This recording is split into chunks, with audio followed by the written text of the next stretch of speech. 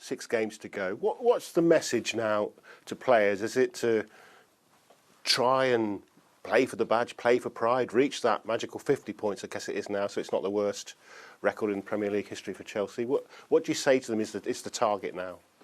Yeah, I'm not concerned about 50 points. I think our position is what it is, I came into, and I think now we have to do what you said at first, play for pride or playing for Chelsea. Everybody should have good individual reasons to want to do that, whether it's, to developing players to show what they can do.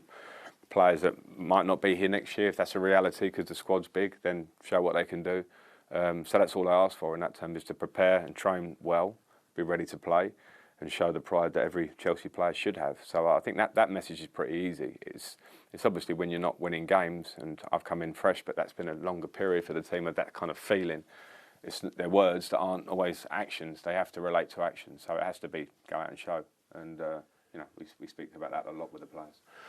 A few goals, a big important win. What would that do for the whole scenario, do you think? Well, it would certainly help in the short term, because there's, I talk about a lack of confidence, and when you're in a bad moment as a club, it's normal. A lot of clubs go through that period, and there isn't an easy answer that changes things sometimes, and you have to work out what the answers are, and it can be a longer term process. But in the short term, for sure, we're going to a very tough place to do what you said.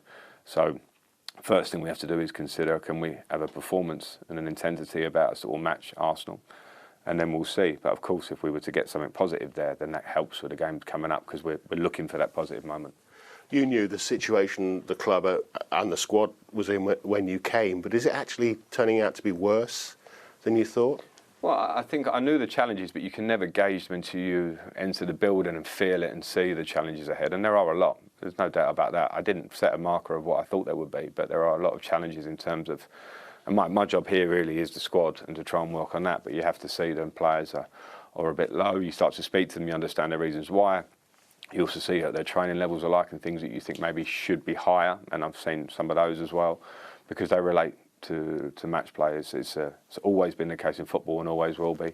The good groups have to train with an intensity and a level that will be replicated in game day. And it's not easy when you play game, but that kind of build, that stuff that's in the bank has been there since pre-season, since through the season, and then players tick and they keep ticking, good top players. So we're short of that, there's no doubt. And some of the players will actually probably just need to learn that fact as a group, because it's the only way you have a successful group. Do you have a regret at all for taking the challenge? Absolutely not. I'm very, very happy and proud to be here, and I was aware of what the challenge was, and I was aware that to go up against Real Madrid within the first week or so was going to be a very tough ask anyway. I was up for that challenge, but the second leg we played very well, but it wasn't to be.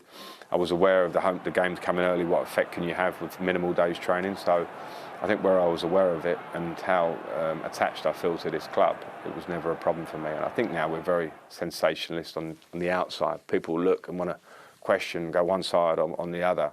For me, this has always been my club at times, a big part of my career, where I live, where my family are. I brought my young son to a family day we had the other day, and now he's coming away going, Chelsea, Chelsea, Chelsea, can't stop saying it. And I'm happy with that, do you know what I mean? So, because that's what this club is to me, and I'm proud to be manager of it. So it's a good challenge for me, as much as everyone will want to pick at it from the outside. People, obviously, in life, in playing, in managing, have ups and downs. You've had downs as a manager. You've had plenty of ups as well, though.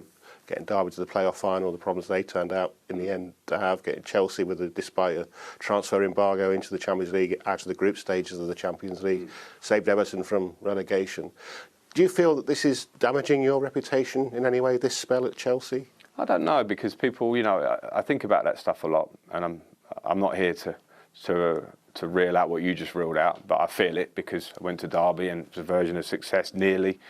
And my first year at Chelsea was certainly one of my proudest in football, in fact, because I understood the difficulty, the conditions we're in as a club, and we got into the top four, and everyone understands even more by the year how important that is for a club when we were not expected to. So, it's one of those, it's like this short-term feeling of, managers, because most managers will have periods of relative success and relative failure. It's not possible to keep the level at the top, and everyone will have their version of that. So you can't focus too much on that. You know, it's not possible to say that man's a great manager, but he wasn't when he failed 2 jobs ago at that place. You know, it's not. You just keep working. So those are just comments from the outside. I'm not concerned about. You're not concerned, but do you fear it might? I don't know. I can't jump into the future. And, you know, I left Chelsea the first time round. I enjoyed a big period out, and I went to an amazing club like Everton as well. And again, as you say, we had one of the most amazing nights in my career. Who knows what the future holds? That's not important for me. And it would be nice if we can show in this next 6 games that this club is fighting and the players are getting results. Will that then make me a better manager than what I am today? I'm not sure it will. You know, so you just have to keep working and focusing on the right things. Just finally, not as caretaker manager, but as Chelsea through and through, as you've alluded to, as a Chelsea fan. The current predicament of the club, does it make you sad? Does it give you hope for the future? What's the overriding emotion about where you are? No, it doesn't. It doesn't make me sad. I just said this in the press conference, and I really believe it. I think every club, top club in the Premier League or in sport, will have moments like this. It's impossible to sustain. You know, maybe what Chelsea have done for the last 15 or 20 years is the envy of most clubs in the Premier League, and that isn't always sustainable over a period. You may have lulls in results where they come down. And then when you talk about all the things that are really important in sport, which is culture and behaviours and standards, these things that are at the base of any podcast you want to listen to about successful teams, they come down with results at times. So the important thing as the size of Chelsea is that you fight your way to get them back and understand it. And as I say, many clubs have been through it.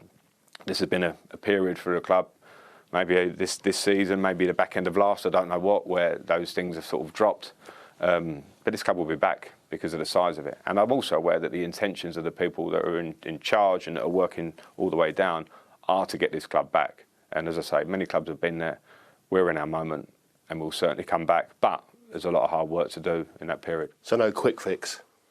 No, I don't think football is full of quick fixes. The quick fixes are trying every day to improve, and you don't always see the answer to that. But of course, we have a summer after this period of games to look at the squad, because we know the squad is very big, and that's challenging. And we've found it out this year, because you're trying to bring a really strong core of a group to work together and fight in a direction.